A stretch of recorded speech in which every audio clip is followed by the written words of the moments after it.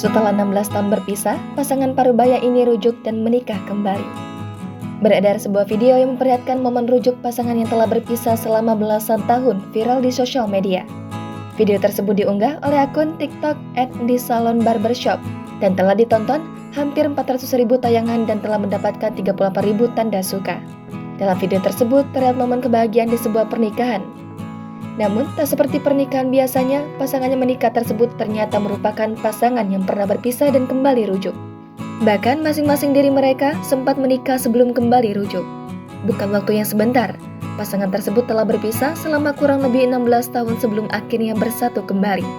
Nampak momen ijab kabul pasangan parubaya tersebut disaksikan oleh anak, cucu, dan keluarga mereka. Kedua pasangan tersebut terlihat sangat bahagia.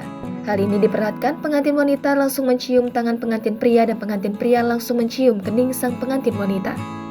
Tak hanya itu, kebahagiaan mereka tersebut turut dirasakan oleh keluarga yang terlihat pada saat mereka berjalan bersama sambil bertepuk tangan yang disaksikan oleh para warga lainnya. Kalian pasti iri. Soalnya kita bisa nyaksiin orang tua kita nikah, kalian belum lahir. Di akhir video, tertulis harapan dari pemilik video yang merupakan anak dari pasangan tersebut. Sontak saja, momen haru tersebut mengundang berbagai komentar warganet. Banyak warganet yang ikut bahagia mendoakan agar keluarga tersebut tetap bahagia selamanya.